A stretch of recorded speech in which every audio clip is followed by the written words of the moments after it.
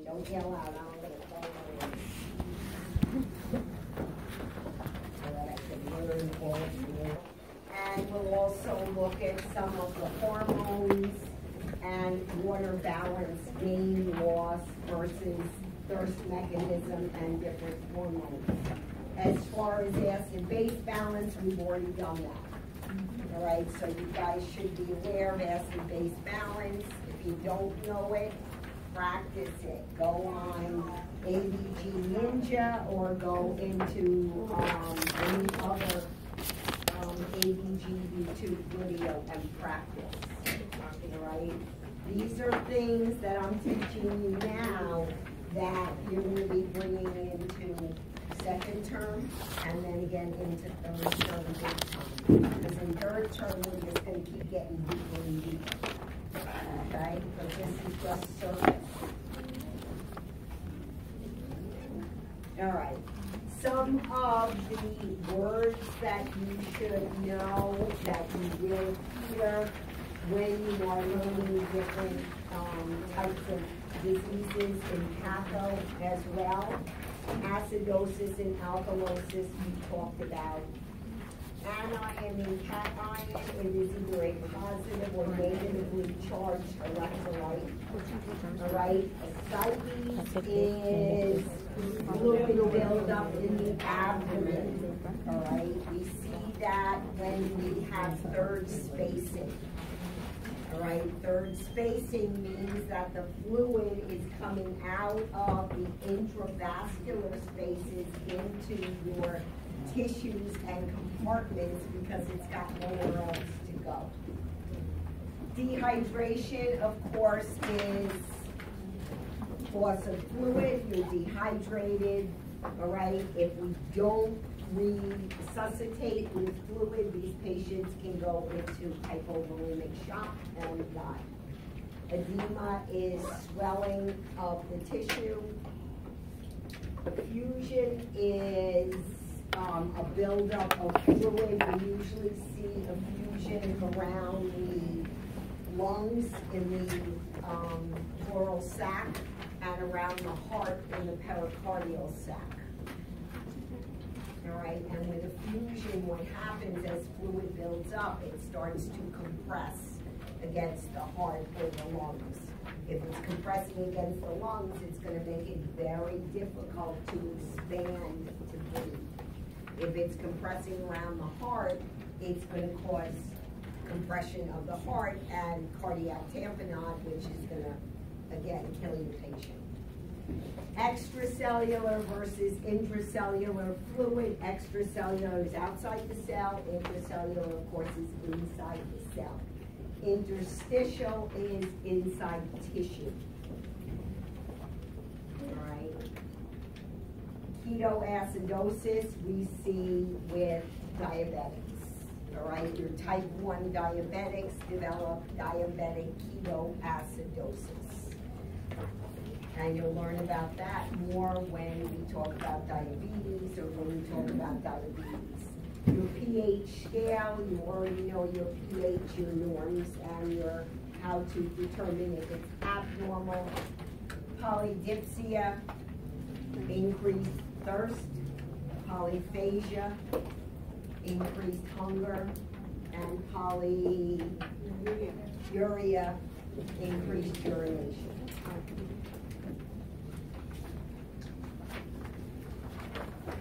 All right, so we're going to look at water balance, we're going to look at intracellular and extracellular fluids, hormones, and so on and so forth.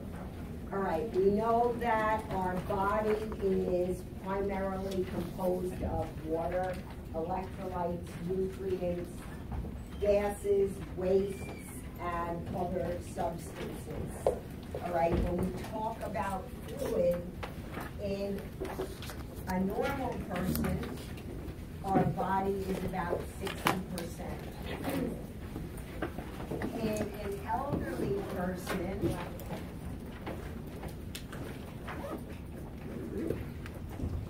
we have about 50 to 55% body fluid. In an infant,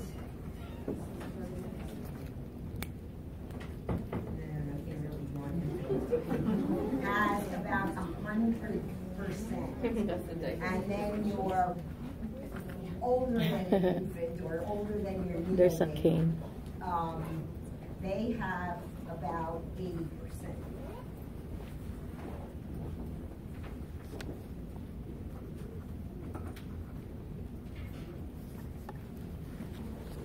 Body water, the less body water we have, or the more body water we have, you are more apt to become dehydrated more quickly.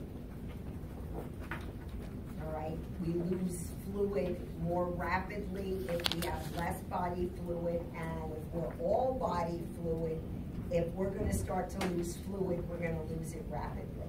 And you can see that children, when they have diarrhea over a couple of days, or they are vomiting, they become dehydrated very, very quickly. All right, and that's one of the biggest things you want to avoid in these patients. With your elderly patients, again, your elderly patients also become dehydrated very quickly, but there are a lot of other reasons why. All right, they don't have a thirst mechanism anymore as they get older, so they don't drink. All right, it's not like they get the dry mucous membranes and they get the hypothalamus telling them, you're thirsty, go drink something. All right, so nobody's telling them to drink, so they don't get up to drink. Another issue with the elderly is they don't really want to drink either, because if they drink, they have to what? They have to pee. And if I have to pee, I gotta get up, which means I gotta get to the bathroom. Because if I don't get to the bathroom quickly enough, I'm gonna pee in my pants. All right, because they have urge and incontinence and stress incontinence. So they need to get to the bathroom. And what happens with your elderly? The majority of time, going to the bathroom falls. Right? Most of your elderly falls are getting to the bathroom. So why should I drink if I'm going to end up falling and end up in a hospital? They don't want to be in a hospital. All right? They don't want anybody coming in and disrupting their lives. So they dehydrate very quickly. Infants are going to dehydrate quickly. If you don't feed them, they don't drink. So again, if I'm not giving that child fluid, they're going to dehydrate very quickly. If they have diarrhea or vomiting, they're going to lose fluid rapidly. The same with your younger infant. All right? We'll say up to about a year. Again, if we're not giving them something to drink or food to eat, they're going to become extremely dehydrated very quickly, because they're going to lose all of that body fluid rapidly. Now, it takes us longer to lose body fluid because, A, we have that thirst mechanism, you have those dry mucous membranes, and your body keeps telling you, you better drink, your mouth is dry, you're thirsty, you haven't had anything to drink. We know enough that when we're vomiting or have diarrhea, that we need to replace those fluids, because what happens? We get dried out, skin gets dried out, you lose moisture, you know that you need to drink. These guys don't know that, okay? So that's why it is much easier for your elderly and your younger to lose weight or lose water rapidly. When we look at fluid in the body, we are looking at extracellular versus intracellular.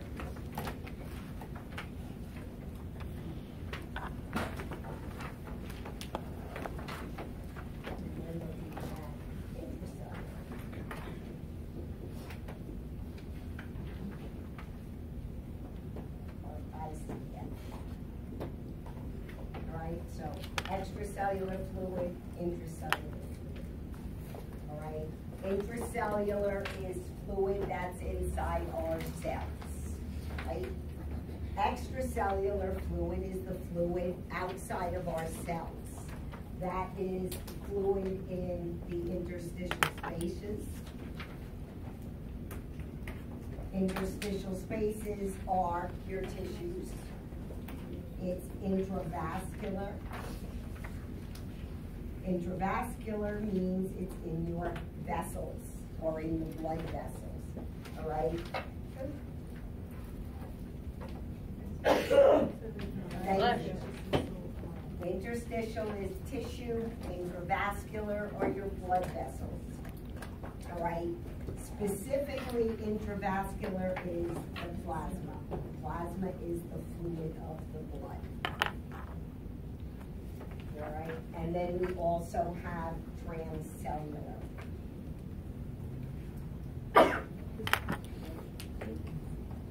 Transcellular is the fluid that we find in little itty bitty spaces. So it is the fluid behind the eyeball.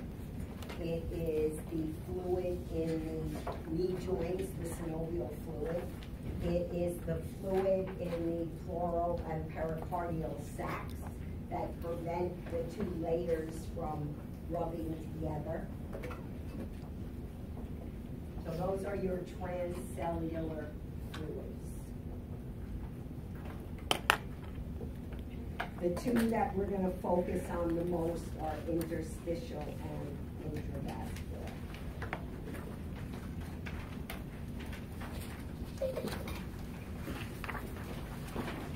All right.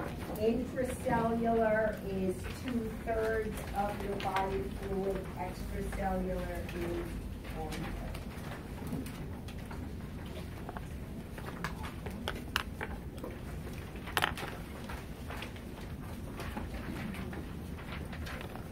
So if you think about it, it's 40-20.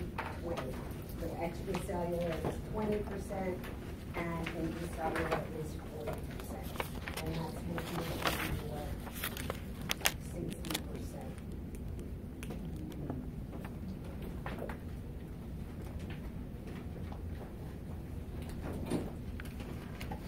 All right, the fluid in the vessels is about 3 to 6 liters.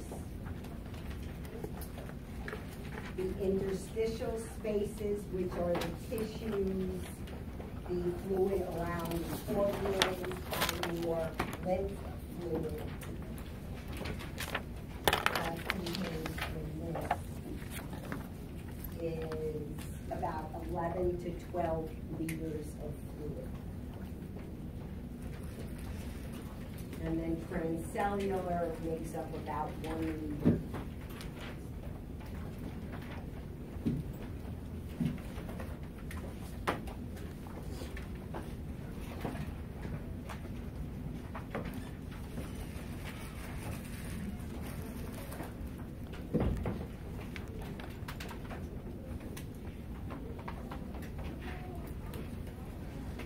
When we talk about fluid gain and fluid loss, we talk about insensible versus sensible.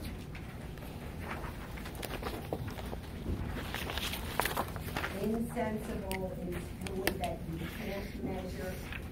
Sensible, of course, is fluid that can be measured. So sensible loss would be urine.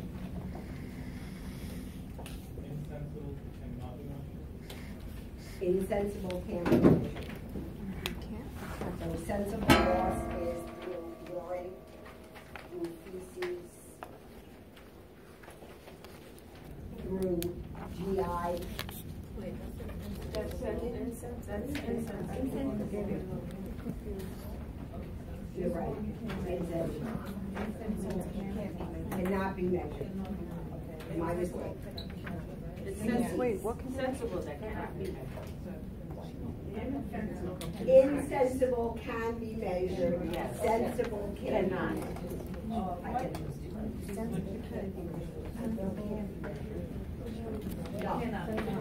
Sorry. You're as bad as me. No matter. Can measure. Okay.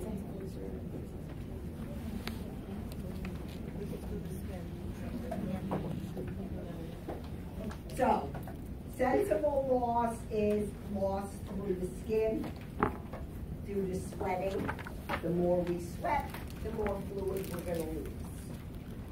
All right? Insensible loss is typical evaporation of water from the skin. We don't see it. Okay? It's not sweating, it's just evaporation.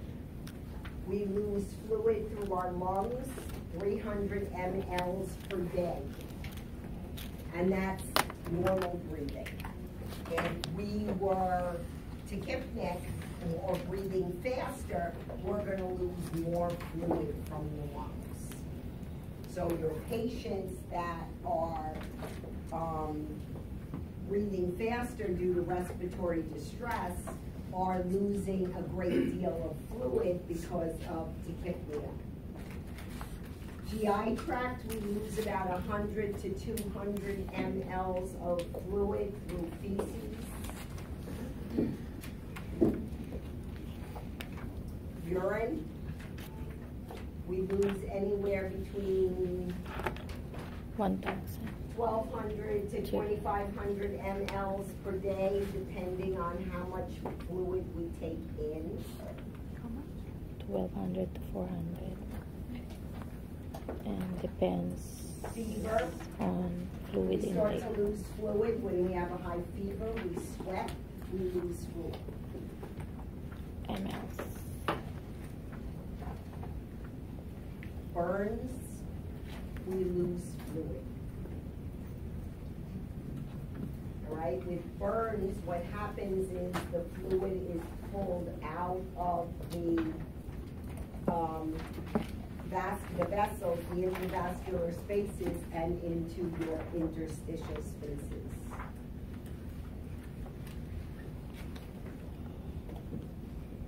And all of your other cavities.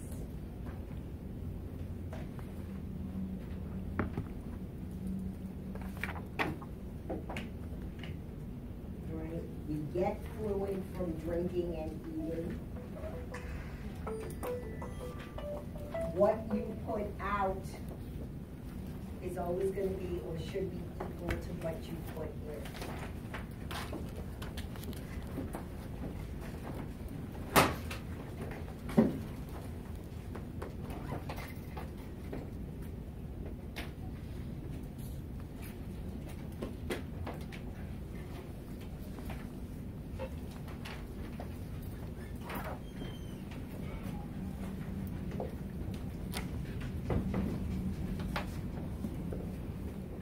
Fluid intake, like I said before, is primarily regulated by your thirst mechanism in the hypothalamus, right, or dry mucous membrane, something that tells you or triggers to you that you're thirsty and you should drink.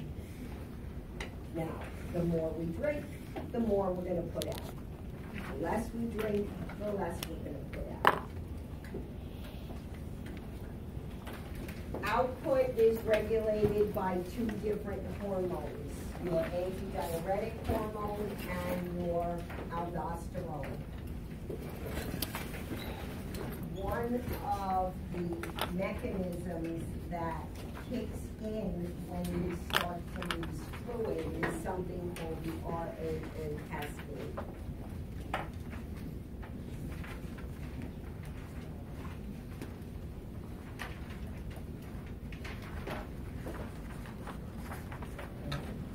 In the RAA cascade, ADH or antidiuretic hormone controls output. All right, ADH decides if we need to reabsorb fluid or we need to lose fluid.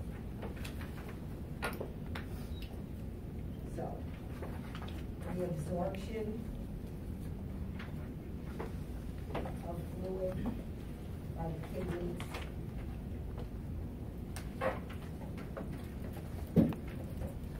Or loss of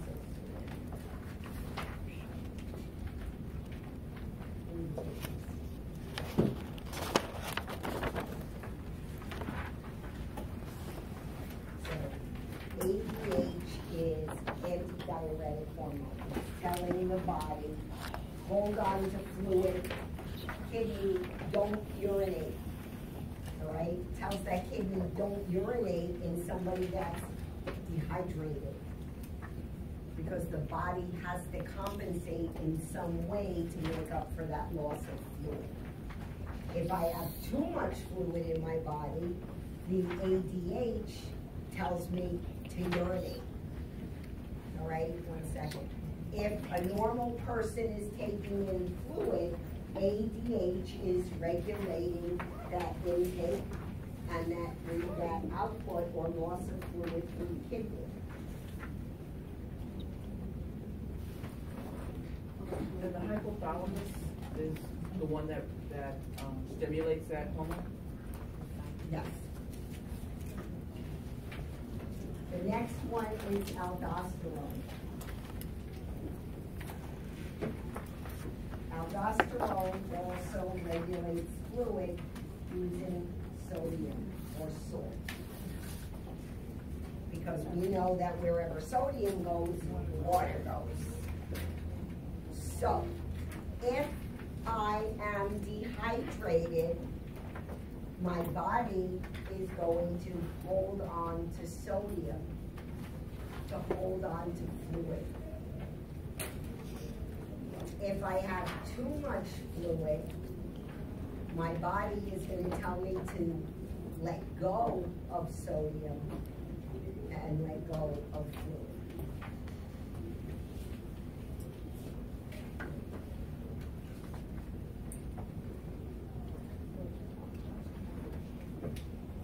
Aldosterone controls sodium.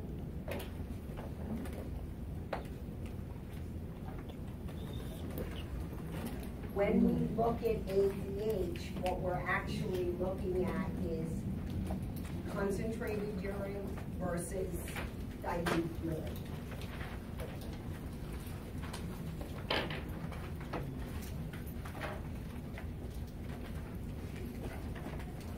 If my urine is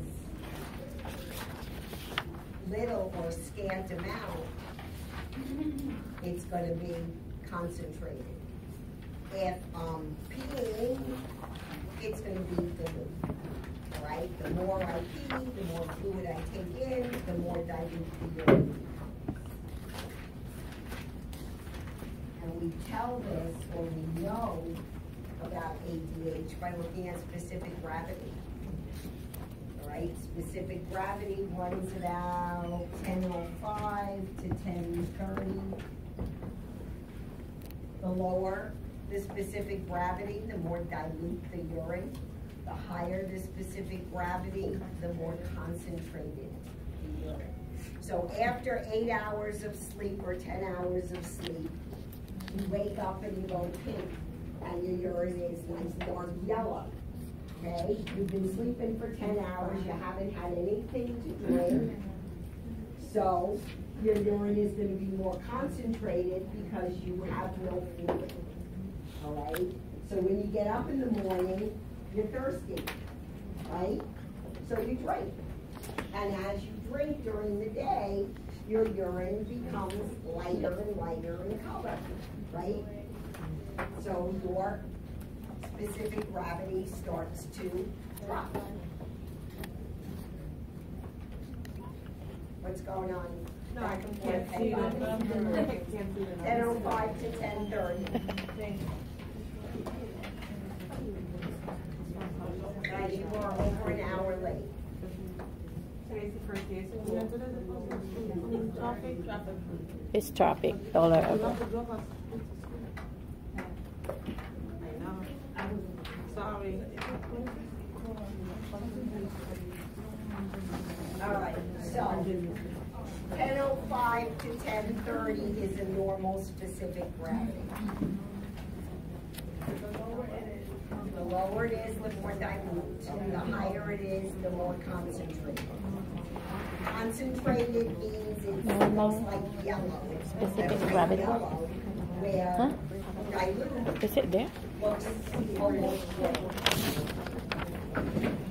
Some books have like Yes. 10. 10:10 to 10:25. Depends on the book you're looking at. right? The only thing is you can go by range, and 1010 to 1025 fits between. So you're always safe. Specific gravity. Some books even tell you 1001 is normal. Of urine. So it's difficult because it's same with lab results. Different books tell you different things. Even lab is different. They have different numbers.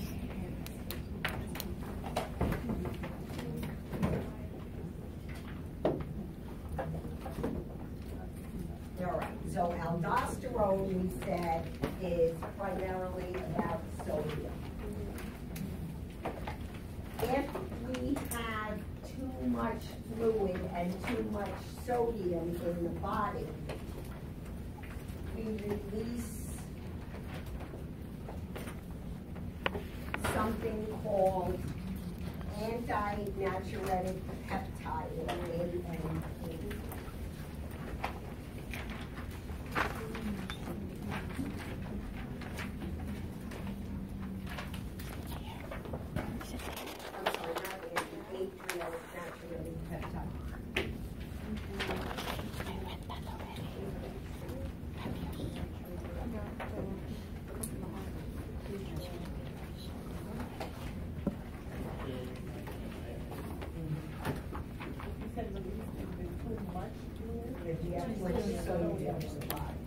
Oh, sodium Which only. means we have too much fluid in the body.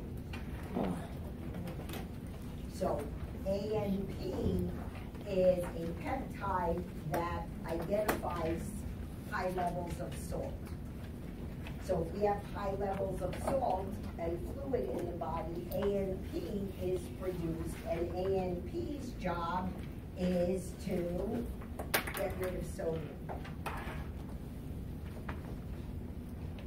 So ANP is going to release sodium, and wherever salt goes, Water goes.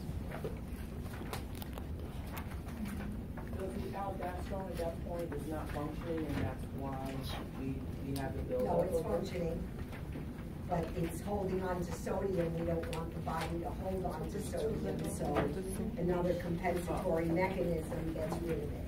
Most of what I'm talking about is all your compensatory mechanism that goes on in your body when you have too much or too little fluid.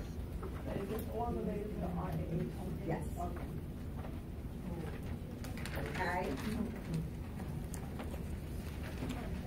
Now, when somebody is dehydrated, all right, which means if I'm dehydrated, what? My mucous membranes are going to be dry, my skin is going to be dry, I'm going to have less saliva, sunken eyeballs, oliguria, everybody knows the term oliguria, all right?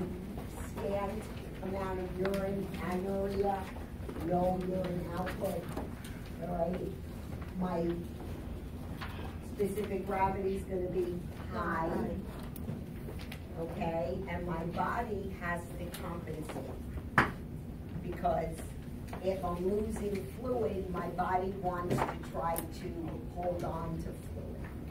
Also remember, when we're losing fluid, what's happening to our vital signs? Our blood pressure is dropping, right? Our heart rate is going up. Again, to compensate for fluid loss so that we can get that heart working harder to get fluid through the heart. Because if our heart doesn't have enough fluid or enough blood, what's going to happen? We're not going to perfuse our organs. Okay?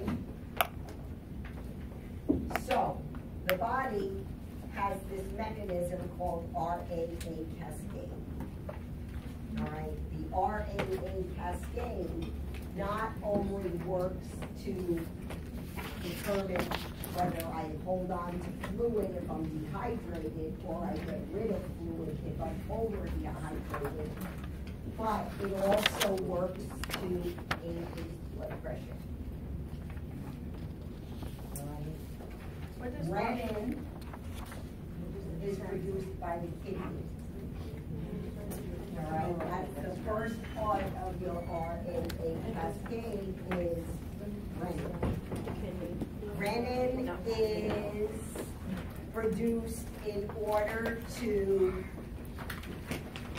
change angiotensin 1 to angiotensin 2.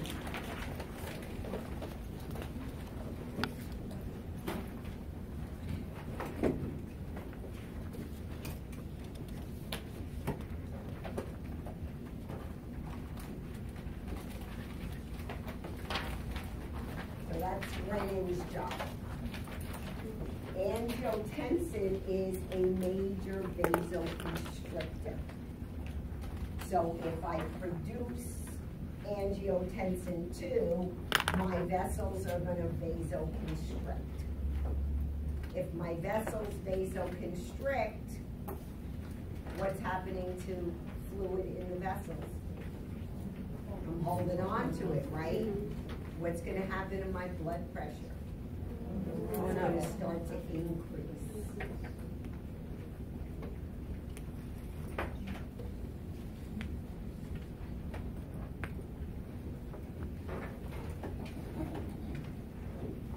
At the same time, ADH is your second A, is released. And what happens? It tells us to reabsorb water. It's telling those kidneys, don't pee anymore. Hold on to the fluid because the body is dehydrated. So if we're holding on to more fluid, what's going to happen to our blood pressure? It's going to go up. So it also increases blood pressure. We're going to release more aldosterone in an attempt to hold on to sodium, which is going to hold on to more water. Holding on to sodium and more water is going to help compensate for that fluid loss, but it's also going to do what? Increase your blood pressure. So all of them, as a compensatory mechanism, kick in when you have dehydration, all right? And they kick in an attempt to pull up that fluid into the body and also to increase that blood pressure, all right? It's a compensatory mechanism that goes on in the body. We have no control over it. It just does it. Now, that can't last forever, right? It's just a compensatory mechanism. It's trying to help the body out.